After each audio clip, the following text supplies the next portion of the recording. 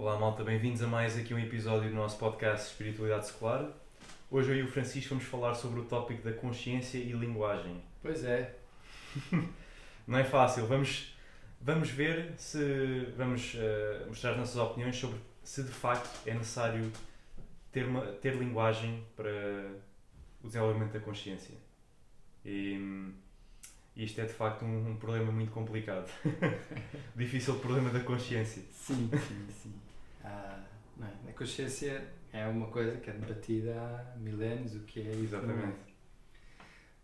Existem várias definições, há quem acredite que existe o problema duro e o problema mole da consciência, ou o problema difícil e o problema fácil, em português, digamos.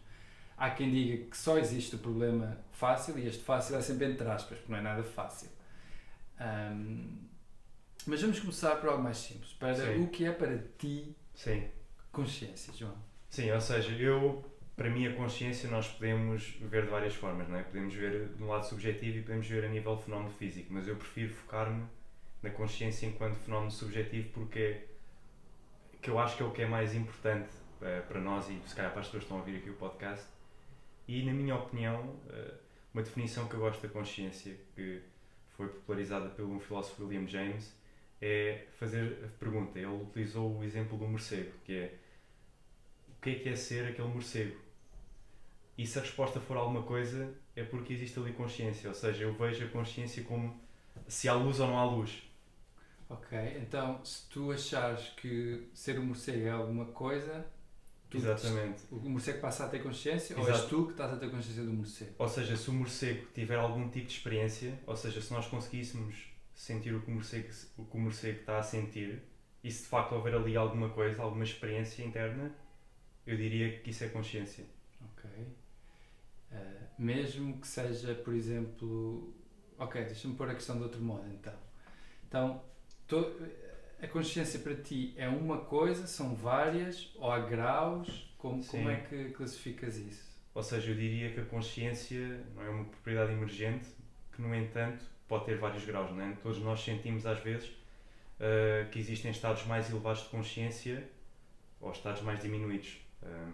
Mas no entanto eu acho que se há consciência ou não, eu acho que é uma pergunta binária. Podemos ter dentro da consciência dessa camada vários layers. Agora eu diria que sim, se houver algum tipo de experiência interna, eu diria que isso é consciência. Ok. Portanto, eu penso que estou exatamente no mesmo campo. A definição que eu gosto é a capacidade para ter uma experiência subjetiva. Exatamente. E que é derivada dessa do James, e que eu encontrei num livro interessante sobre inteligência artificial, não é? Que quando tentamos classificar o que é um ser consciente, mas mais no caso dos seres não humanos, portanto a definição de consciência teria que apanhar e englobar os seres não humanos que possam ser capazes de inteligência e até mesmo de consciência, porque são coisas diferentes neste sentido. Então, enquanto à linguagem? Sim, a linguagem eu acho que é uma ferramenta conceptual para nós conseguirmos explicar as propriedades e conteúdos da consciência, ou seja, eu acho que é, na minha opinião, e nós vamos abordar isto de forma mais funda, a minha opinião é que não é algo necessário para a consciência existir e acontecer. Sim, porque de outra forma... Morcego, não é? Os morcegos não têm linguagem. Exatamente. Ou tem, exatamente. Não sabemos, mas eu acho que é uma visão muito antropocêntrica acharmos que a linguagem é necessária para termos consciência, porque senão, quer dizer, uma criança que acabou de nascer provavelmente não tem nenhum sentido de linguagem. Segundo algumas definições de consciência, não tem consciência. Exatamente, exato. Eu aí já acho um bocado problemático não haver consciência. Eu acho que é algo que, a partir do momento que a pessoa nasce, eu acho que existe, desde que haja esse tipo de experiência, eu acho que existe consciência. Agora, de facto, é um bocado complicado dizer que só por não haver linguagem não há consciência, porque lá está. Pois, o que é que podemos dizer dos animais, por exemplo? Apesar de não sabermos o que é que se passa lá dentro, se calhar eles têm linguagem, como disseste. Pois, isso é um tópico altamente contencioso. Sim. porque existem essencialmente dois campos. Um que diz que a linguagem é uma característica humana, não é? Linguagem enquanto um sistema estruturado de comunicação, não é? Com vocabulário e com gramática. E há outros que dizem que sim, é necessário ser um sistema estruturado de comunicação, mas a complexidade desse vocabulário e dessa gramática, se calhar, existe em formas muito simples, não humanas. Sim. E estas duas visões levam a que haja estes dois campos em que existe quem ache que a linguagem apareceu com os humanos, ou seja, são os cientistas que favorecem a noção descontínua da linguagem, ou seja, que a linguagem aparece, e o mais famoso proponente desta escola de pensamento é o Noam Chomsky. Sim, exatamente. E depois há todo um outro campo, no qual eu me incluo, que é mais os biólogos e antropólogos, não, primatólogos e assim, que acham que a linguagem, tal como outras características que observamos nos seres humanos, são expansões de características já presentes em outros animais.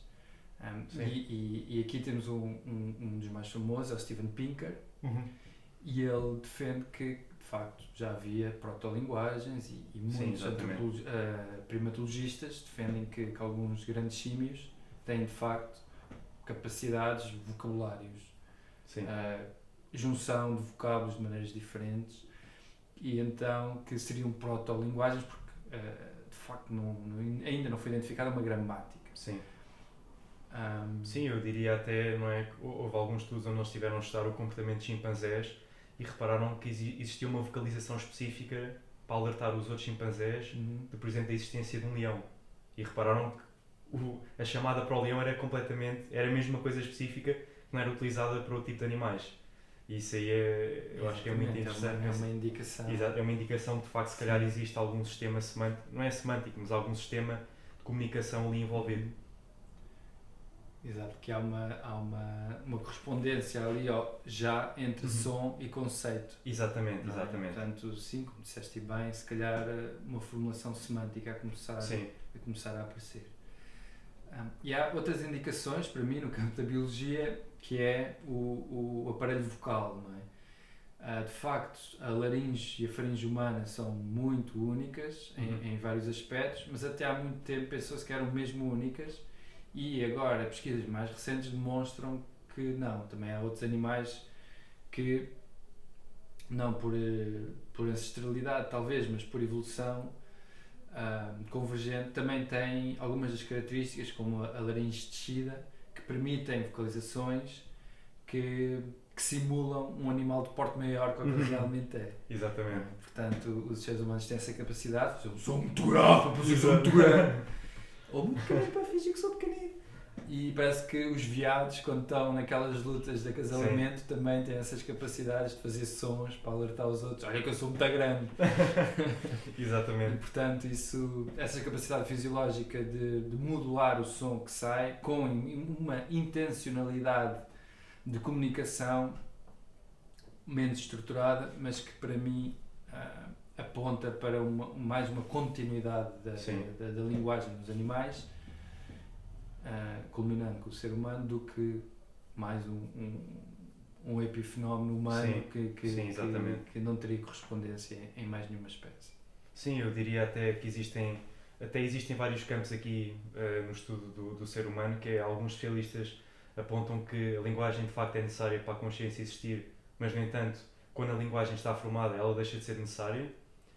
E o que eu acho, também não concordo muito com essa visão. Eu acho mesmo que a linguagem é... Podes explicar melhor esse conceito? Sim, ou seja, o que estes especialistas dizem é que, ou seja, tu para desenvolveres a tua consciência, tu tens de ter a linguagem essencialmente o carro que puxa a propriedade emergente da consciência. Sim. Mas, no entanto, a partir do momento que já tens um sistema conceptual e semântico bem formado, deixa de ser necessário teres essa camada de linguagem para conseguires continuar a ter consciência. Isto já foi uma adaptação da crença original de que tu precisavas de linguagem para teres consciência.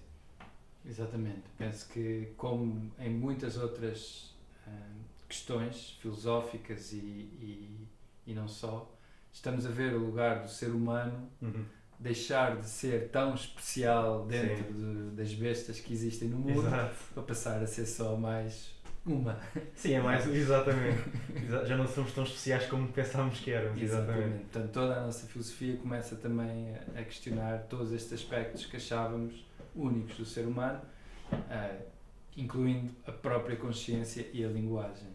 Sim, até se nós formos falar a nível mais anatómico da linguagem, aparentemente a linguagem é mais um produto do hemisfério esquerdo, ou seja, o nosso hemisfério esquerdo do cérebro que tem a parte mais analítica, a parte da linguagem.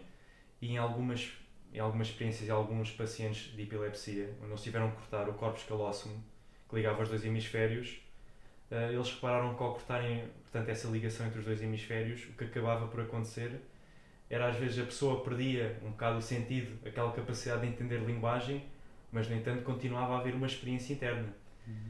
Outro exemplo, por exemplo, são pessoas que tiveram AVCs ou infartos, por exemplo, no hemisfério esquerdo. Os relatos subjetivos dessas pessoas é que estavam a ver o mundo, estavam a falar com elas, mas no entanto elas simplesmente não estavam a perceber o que é que estava a acontecer.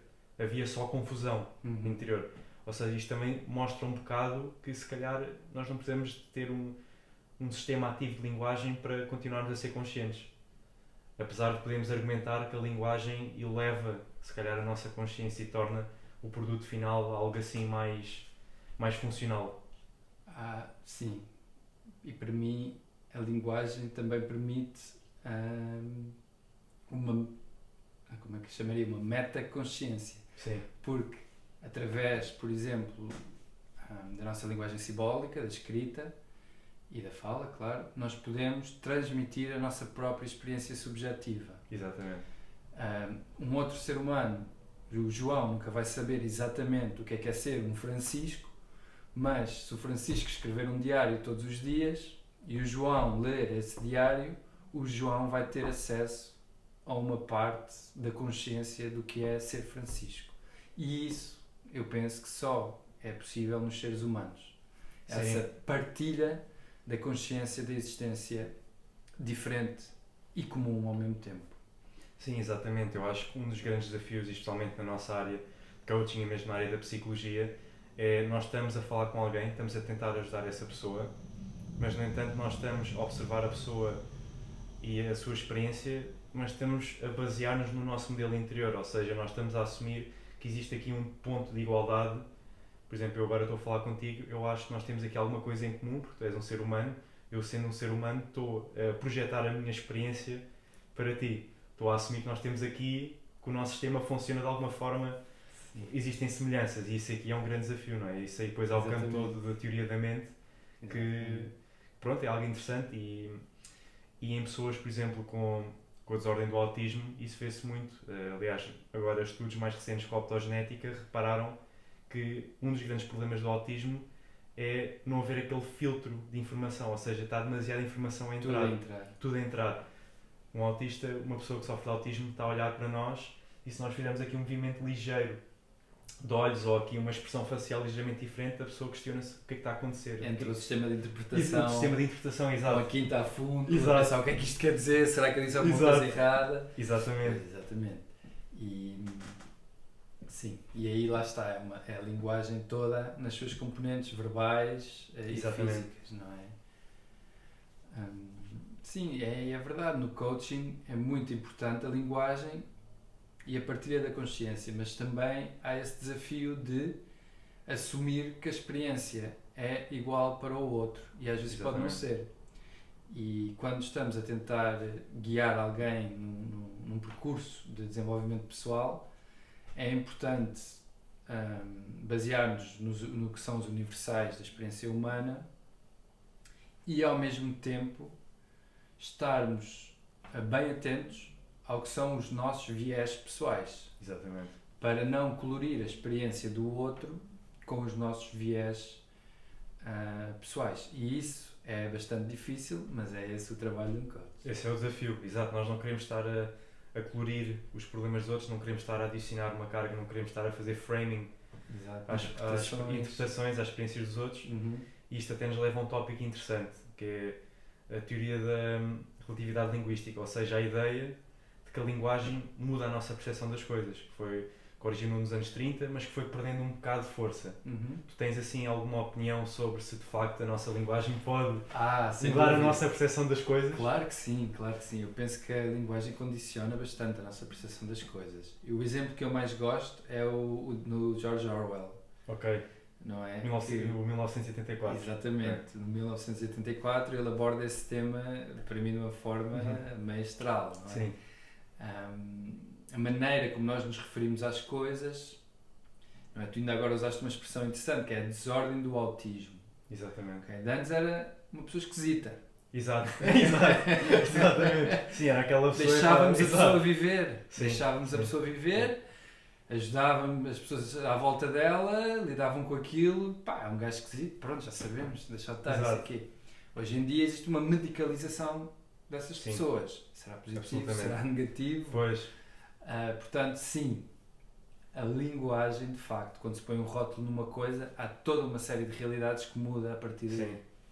Portanto, sem dúvida, a linguagem condiciona completamente a nossa realidade, na minha humilde opinião. Sim, até o Aldous Huxley também escreveu muito sobre isso, nas Portas da Percepção. Penso que estou a fazer a tradução certa. O inglês Doors of Perception. Deve ser, vamos assumir. Vamos assumir. Está bom. Exato, está bom, exato, vamos assumir que é. Que ele falava muito sobre a questão de que se nós não tivéssemos a linguagem para certos mundos, nós nunca o iríamos compreender. Sim. E nós até podemos falar isto numa área de emoções. Eu acho que nas emoções, especialmente, a linguagem tem muita importância. Nós podemos olhar para dois estados, por exemplo, a ansiedade e excitação. Portanto, vamos imaginar, estamos à porta de um consultório médico, podemos receber um diagnóstico horrível. O nosso estado mental provavelmente vai ser ansiedade. Vamos estar a sentir aquela resposta fisiológica, aquele aperto no peito, aqueles pensamentos a acelerar. Ansiedade, mas não no sentido português de estou ansioso por ir à praia. Exatamente, não nesse. Exatamente, vamos falar, num aspecto assim mais, vamos dizer, um estado mental mais negativo, ou seja, estamos ali, estamos pensamentos a acelerar, dor aqui no peito, um aperto, aquele mal-estar associado, Sim. E vamos ver o cenário número 2, que é, vamos para uma roller coaster, vamos para um parque de diversão e vamos andar ali umas coisas muito malucas. Sim. Ali vamos pôr a nossa adrenalina ali a bombar. Sim. Se nós formos ver a nível fisiológico, estes dois estados mentais são essencialmente a mesma coisa. O que muda é o framing. Num deles nós temos um diagnóstico que se calhar vai acabar connosco. Vamos ter que tratar os nossos assuntos e deixar a nossa herança. E no outro, vamos andar ali numa pista muito maluca e sei lá o quê. E vai ser giro. Exato. O que muda aqui é o framing. Eu acho que a linguagem tem um impacto imenso nesse tipo de coisas, que é, nós estamos a moldar as nossas emoções dependendo dos nossos conceitos linguísticos. E isso aí pode tornar uma experiência boa numa má ou uma experiência má numa boa. Exatamente. Isso é fantástico. Sim. A percebermos que, de facto, o que determina a qualidade da nossa experiência, mais do que a experiência em si, é como a emolduramos para escapar aos anglicismos ou criando uns novos. Exato. Por acaso é um desafio, um gajo não dizer, tentar fugir aos anglicismos é complicado, especialmente nesta área é difícil. Sim, toda na cultura dominante, a nossa anglo-saxónica. Sim. E não dominamos o mandarim o suficiente. Pois, exato. Exatamente. Sim, eu acho que vamos falar muitas vezes sobre isto, de alterar a percepção da experiência internamente, sejam quais forem os factos externos. Existe aqui para muitas mangas, mas calhar vamos deixar isto para outros episódios. Exatamente. Mais alguma coisa que queiras referir aqui quanto à linguagem e consciência? Pois, eu tinha por acaso uma pergunta para te fazer, que era, o que é que tu achas que um estado patológico nos pode, se um estado patológico nos pode dar alguma luz sobre esta questão? Por exemplo, imagina um paciente com esquizofrenia, dissociação, agora eu não vou conseguir fugir ao anglicismo, borderline personality disorder, não sei como é que se diz em português. O que é que estes estados nos poderão dizer sobre a nossa experiência humana, a nível de consciência e linguagem? Boa pergunta. Primeira coisa que eu queria referir aqui, que já referi, é o problema da linguagem alterar a realidade. Exato. Portanto, o que tu estás a chamar patologias no campo da mente, para mim, e ok, isto é uma opinião pessoal, sim, com certeza.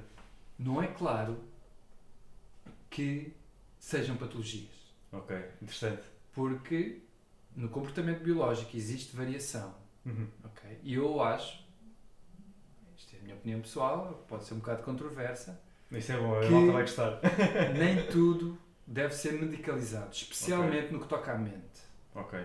Claro que se a pessoa está a sofrer, se há perturbação na vida da pessoa e no bem-estar da pessoa, que a pessoa não consegue fazer as coisas que quer e não consegue estar a viver uma vida plena, mas toda a gente tem desafios, toda a gente tem dificuldades. Exatamente.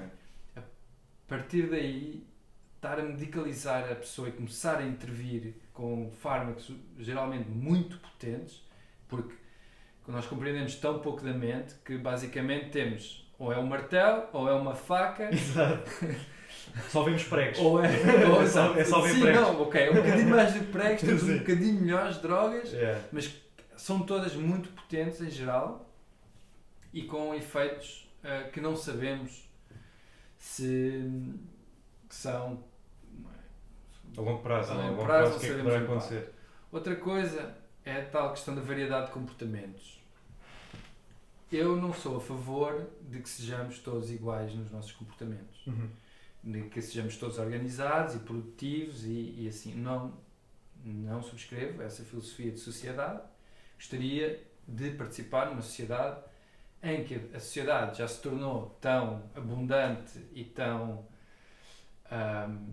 equitativa que é possível as pessoas que se expressam de uma maneira um bocado menos de acordo com o status quo tenham oportunidades para viverem desse modo com dignidade e respeito. Exatamente. Igual aos outros. Sim. Okay? Portanto, isto foi um grande à parte que me desviei um bocado. Não tem problema. E que me volta agora voltando à tua pergunta, sem dúvida que sim, as patologias são sempre fonte de informação para quem está a tentar estudar um objeto, ou o objeto que é a mente humana, neste caso. Sempre que vemos uma perturbação, há uma hipótese de ir à procura do substrato dessa perturbação. Exatamente. E ao encontrar um substrato dessa perturbação, também encontramos às vezes o substrato da faculdade que está perturbada. Sim. E nesse sentido, sim, sem dúvida, que as patologias, agora o que é ou não uma patologia é o que eu disputo. Sim. Sim, sem dúvida. E toda a nossa ciência está evoluindo muito a partir desse tipo de estudos, não é? De ver o que é que não... Sim, para mim, por exemplo, uma patologia que eu acho muito interessante estudar é a esquizofrenia, que a nível toca um bocado nesta ideia de linguagem e consciência, porque existe o fenómeno de implantação de pensamentos, onde a pessoa acha que existe um objeto estranho, um alien ou algo assim, que está a meter aqueles pensamentos na sua cabeça. E o que aparentemente está a acontecer aqui é que existe uma parte do cérebro que não está a reconhecer o que a outra está a fazer. Então identifica essa ação como um objeto estranho, um objeto de fora, externo. Sim. Então sabemos que a nossa própria mente pode ter... Pronto, isto da consciência é eu sou da filosofia que não dá para reduzir a consciência a um certo lugar no nosso cérebro. Ou seja, é um processo de várias partes do cérebro. E é interessante saber o que acontece quando essas partes fragmentam. E eu acho que isso aí pode-nos mostrar alguma coisa sobre como é que existe uma unificação. Ou seja, nós quando temos a nossa experiência, nós temos esta ideia de um eu unificado. O que depois com a meditação isso torna-se mais questionável. Sim. Mas isso que é esse eu? Exatamente. O que é esse eu? É mais um tema grande. Essa experiência do eu, sim, que é outra definição de consciência. Exatamente. Até para mim seria essa a definição de consciência. Qualquer coisa que tenha um sentido de eu Olha, é um ser consciente. Sim. Ou seja, tem essa capacidade de experiência subjetiva. Não só da experiência de sentir a realidade à sua volta, mas sentir a realidade à sua volta unicamente como a minha. Exatamente, volta. sim. E aí sim é para mim, Aquele sentido de definição propriedade, consciência. exatamente, Exato. proprietário. Que, Yeah. muito interessantemente, com meditação, às vezes podem desvanece acontecer bocadinho, coisas exato. estranhas. É. Mas isso é um tópico É. também para outro dia. E para o outro dia, exatamente, e eu acho que tocaste aí num ponto muito interessante sobre se nós, para termos esse sentido eu, precisamos de linguagem. Ou seja, o que acontece se nós não tivéssemos linguagem? Será que teríamos um sense of self? Será que Eu isso... penso que sim, na minha opinião, sim. Sim. Penso, na minha opinião, sim. Passámos do teste Turing, então. Não, isso é inteligência. Sim, de inteligência. Isso é sim. inteligência. Inteligência e consciência não são equivalentes. Sim, ok? sim, as máquinas, sim, podemos argumentar que uma máquina é inteligente mesmo não tendo consciência. Sim, uma máquina que consegue resolver Sim. um problema tem Sim. inteligência suficiente para resolver aquele Sim, problema. sim. Ok, então se cá temos que a definição de inteligência Sim, é independente, para mim, Exato. isto é tudo opiniões, sim, da definição de consciência, porque a consciência requer única e simplesmente uma experiência de eu, vamos Sim. simplificar. Eu acho que um cão tem uma experiência de eu, um gato Pois. tem uma experiência de eu, sim, ok? E então tem, para mim, a consciência é um contínuo, pode ser mais ou menos aguda, digamos, mas ela está lá. A qualidade fundamental de consciência está num gato uhum. ou num cão. E no caso da inteligência, claramente está no cão e não está no gato. Pois, exato, exatamente. Não, nós até, pronto, as nossas formas de estudar se os animais têm esse sentido eu, pronto, eu agora estou-me a esquecer do nome, ou seja, onde tu metes um animal à frente de um espelho, para ver se ele reconhece o seu próprio reflexo. Sim. Exatamente, o teste de espelho. Pronto, essa é uma das métricas assim mais usadas e aparentemente alguns animais têm, não é? Reconhecem que são eles próprios, outros não, mas é problemático. É problemático. É um teste- O espelho é problemático. É um teste, exatamente, é complicado, não é? Eu não diria que é uma boa métrica para julgar. Foi uma métrica encontrada há muitos anos, mas já é bastante disputada. Sim, exatamente. Sim, porque não é? Há outras definições de consciência menos abrangentes em que o teste do espelho faz sentido e sim, nessas definições menos abrangentes, a maior parte dos animais não passa, nem sequer algumas crianças passam a Sim, certa sim, idade, exato, portanto, não são exatamente. conscientes. Exato. E eu não concordo. E Sim. quando falaremos aqui para a frente de consciência, para mim, será sempre neste sentido lato de experiência subjetiva, experiência de saber que sou eu que estou a fazer isto ou não e não o outro, Sim. ou a sentir isto e não o outro. Sim, isso por acaso é uma definição interessante, nunca tinha ouvido falar. Que, pronto, como nós. Então, recomendo este livro vivamente, que é o Life 3.0, Ok, boa, boa. do Max Tegmark, Uhum. e é sobre inteligência artificial, os problemas, Ok. os desafios e não é? O momento que estamos a viver da inteligência artificial, o impacto que isso poderá Sim, ter, sim, sim, e é sim. extremamente interessante porque ele explora todos os cenários mais comuns Sim. que podem acontecer com o desenvolvimento da inteligência artificial. Não, isso é muito interessante, porque aliás a consciência é vista por lentes diferentes, dependendo se tu és um filósofo, se és um neurocientista, se és um cientista de computação, não é? Exato. O cientista de computação olha para a consciência como um fenómeno de processamento de dados, de Sim, informação. Sim. E isso aí é muito interessante. Aliás, a malta, ver se alguém lá em casa também já viu, e não sei se já viste a série Westworld. Sim. Pronto, adorei. é fantástico, não é? Pronto, fala um bocado sobre estes tópicos, sair do labirinto. Exato. Mas pronto, é daquelas áreas, vamos ver o que é que conseguimos fazer nos próximos anos, Uhum. se conseguimos ganhar ferramentas melhores para estudarmos isto mais profundamente. Mas pronto, acho que por hoje já está aqui um bom conteúdo e, Tá. vamos obviamente tocar nestes tópicos no futuro. Sem dúvida. Exatamente. Então pronto, malta, olhem, like e subscribe, se faz favor. E não se esqueçam nos comentários, sugiram tópicos e perguntas que tenham sobre alguns episódios. Até à próxima. Exatamente, até à próxima.